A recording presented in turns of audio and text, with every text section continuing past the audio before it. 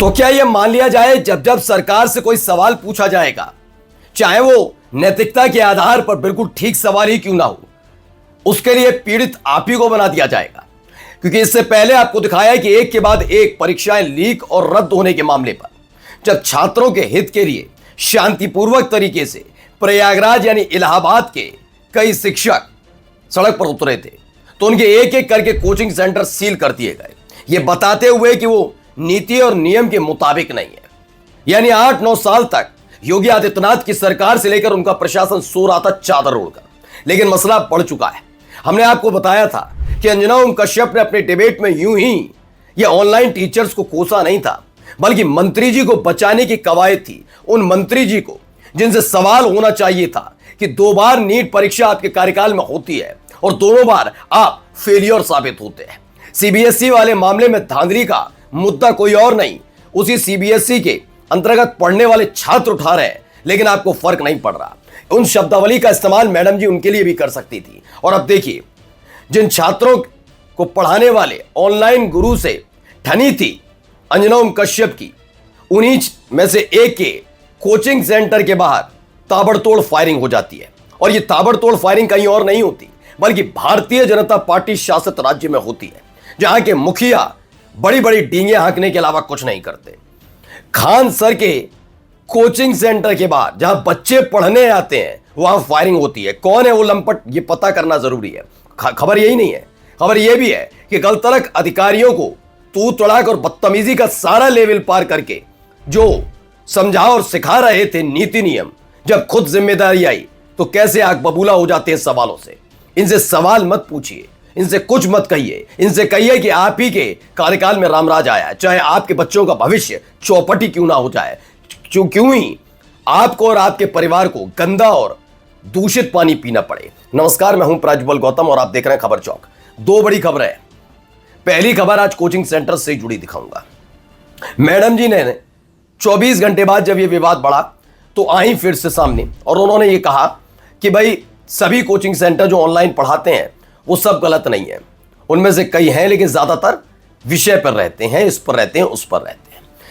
अब ये जब ऑनलाइन गुरु वर्सेस अंजना ओम कश्यप या यूं कहा जाए गोदी एंकर्स चल रहा था, अगर इस दौरान मानकर चलिए, जैसा कि एक सर ने कह भी दिया कि अगर उन्होंने अपने छात्रों से कहा तो आपके कमेंट बॉक्स में अड़गड़ बातें करेंगे, तो लोगों ने कहा इस आदमी को जेल भेज दो, ये आदमी धमकी दे रहा है, ये कर रहा है, वो कर रहा है, तमाम बातें मानकर चलिए। आज तक के दफ्तर के सामने भीड़ इकट्ठा होकर नारेबाजी करती, तो आप जानते हैं देश की मीडिया क्या चला रही होती कि ऑनलाइन गुरु जिनकी धांधली खोली थी गोदी एंकर्स ने, उन्होंने गुंडे लंपट भेज दिए। लेकिन इस पर किसी गोदी एंकर की हिम्मत और हैसियत नहीं हो पा रही या चैनल्स की कि लिख पाए कि लंपटाई की सारी हद पार है। खबर क्या है, पहले खबर दिखाता हूं। ये कुछ तस्वीरें निकलकर सामने आई हैं। ANI की एक खबर है जिसमें आपको कहीं कहीं आपको बुलेट पड़ी हुई नजर आएगी, पत्थर पड़े नजर आएंगे। इसमें बताया गया है कि खान सर जो हैं वो पढ़ाते हैं, जिनका मुसालापुर हाट में एक कोचिंग सेंटर है, वहां पर कोचिंग इंस्टीट्यूट के बाहर फायरिंग हुई, जिसमें सिक्योरिटी गार्ड है उनका, वो गंभीर रूप से घायल हुआ, जिसे फिलहाल अस्पताल में भर्ती करा दिया गया है। पटना SSP, SSP और कई पॉलिटिकल टीम्स वहां पर मौके पर पहुंची हैं। ये दूसरे कोचिंग सेंटर्स पर आरोप लग रहा है कि उन्होंने ये करवाया है। ये सब के बीच में ये बताया जाता है, ठीक है ना। अब आइए जरा क्या कह रहे हैं, पहले सुनिए खुद क्या कह रहे हैं खान सर। बोल रहे हैं, अरे ये जो कोचिंग वाले हैं ये सभी फीस बढ़ाने के लिए आपको बोल रहे हैं। अभी इन लोग का बस यही है कि इतने कम फीस में नहीं पढ़ाया जाए, और इतने हजारों संख्या में जो रिजल्ट आता है, पूरी तरह से इतनी गोली चलाने लगे। 10 मिनट में ऐसा लगा कि जैसे अफरा तफरी होके रख गया। यहाँ पर 8-10 राउंड तो हम देखे हैं, यहाँ पे 8-10 राउंड हम देखे हैं। हमें क्या पता है, अभी PMCH में एडमिट है, उसका पूरा सर फाड़ दिया गया है यहाँ पर। सर क्या लगता है कौन क्या होगा ये? बगल की कोचिंग वाले। सर आप खुद मौजूद थे यहाँ जब फायरिंग हो रही थी? बिल्कुल, ये देखिए मेरा गार्ड है ये। अच्छा, इसका ये पूरी तरह से खून से इसको लहूलुहान कर दिया गया यहाँ पे। तो गार्ड से क्या दुश्मनी थी? बस कि तुम ही खान सर को सब गार्ड है हमारा मार के रख कर। अब जो इनका दावा है वो बता देते हैं। पटना में मशहूर खान सर के कोचिंग सेंटर के बाहर बेखौफ अपराधियों ने की फायरिंग। वारदात में कोचिंग के सुरक्षा कर्मी को लगी गोली। लहूलुहान हालत में PMCH में भर्ती कराया गया। ये फिलहाल है खबर ये भी है कि भाई जब आपके राज्य में कहा जाता है ना कि आपके राज्य में तो रामराज आ जाता है, मैं तो बार बार ये कह चुका हूं कि जबरदस्ती अपने आप को चमकाने के लिए, चेहरा चमकाने के लिए मेरे इष्ट देव का अपमान तो मत करिए। कोई रामराज नहीं, किसी बीजेपी शासित राज्य, गैर बीजेपी शासित राज्य में तो कभी गैर रामराज रहा ही नहीं। मीडिया के मुताबिक बीजेपी के भी रामराज, किसी एक राज्य में रामराज नहीं है। एक में रामराज क्या परिभाषा है? तो पढ़े लिखे नहीं है, अनपढ़ गवार है, या फिर ये खुद जबरदस्ती अपना चेहरा चमकाने के लिए करते। दो बात है, रामराज का मतलब ही नहीं मालूम इनको। ये है या ताबड़तोड़ गोलियां चल जाती है? आइए अगली खबर। इसमें बताया क्या गया है, पटना में कल रात खान सर की कोचिंग पर हमला हुआ।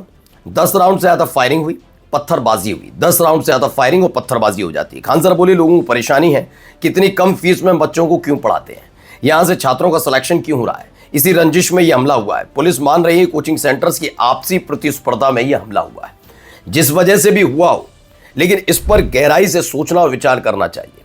मैंने कल पहले भी कहा था और आज भी कह रहा हूं, कोई भी व्यक्ति अगर एक बच्चे को भी पढ़ा रहा है, उस टीचर का सम्मान होना चाहिए। एक बच्चे को भी।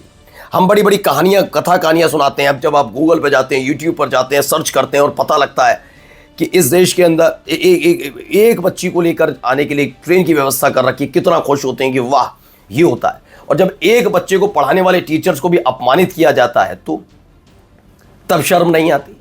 और तो और आप देखिए, यहां पर ताबड़तोड़ फायरिंग की जाती है। इस पर किसी ने कोई सुध ली नहीं ली, अब तक कोई सुध नहीं ली गई। इस पर मतलब सुध का मतलब क्या ये बना रखा है? आपके हाथ में तो राज्य आया, आप खुश थे, रामराज लाने वाले थे, क्या हुआ? अब जरा एक खबर और दिखाता हूं कि किस तरह के हालात पैदा किए जाते हैं जब तमाम तरह के सवाल हो। देखिए जरा सुनिए, यहां पर परवेश वर्मा क्यों नाराज हो।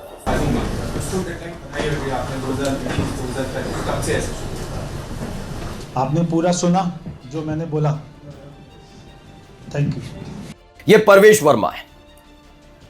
ये जब दिल्ली में आम आदमी पार्टी की सरकार गई, कैसे गई ये बताने की जरूरत नहीं। फिलहाल इनके मन में था कि ये मुख्यमंत्री बनने जा रहे हैं। सब जगह चर्चा इन्हीं के नाम की थी। अचानक से रेखा गुप्ता को मुख्यमंत्री बना दिया गया। फिर मैं रेखा गुप्ता के लिए भी क्या ही कहूं कि वही बहुत सशक्त एक मुख्यमंत्री के तौर पर स्थापित नहीं हो पाई। सिर्फ बयान से ज्यादा उनके पास कुछ भी नहीं है। ये भी इनका एक वीडियो आपको याद होगा, यमुना की सफाई में केमिकल के इस्तेमाल पर, केमिकल तू पिएगा पानी, बदतमीजी कर रहे थे एक अधिकारी से। ये भाई साहब ये बदतमीजी करने गए थे और लिटरली इन्होंने जिस शब्दावली का इस्तेमाल किया था, मैं डंके की चोट पर कह रहा हूं, ये अपने लिए वो बदतमीजी नहीं सुन पाएंगे। अगर अधिकारी जिसकी पगार सरकारी खजाने से, टैक्स पेयर के पैसे से आती है, तो उससे बोलने का अधिकार अगर परवेश वर्मा को है, तो परवेश वर्मा समेत पूरे जितने भी इनके मंत्री हैं सबसे बोलने का अधिकार मिल जाता है जनता को भी, उसी लहजे में जिसमें ये बात कर रहे थे उस अधिकारी से। क्योंकि ये भी पगार लेते हैं, लंबी चौड़ी गाड़ियां, ये तमाम चीजें टैक्स पेयर के पैसे से आती है। बस सवाल पूछ लिया, कब तक? पूरा सुन लिया ना, बस ठीक है, बता दिया ना, बहुत बड़ा एहसान कर दिया जैसे इन्होंने। तो यह सवाल पूछना मना है। नमस्कार।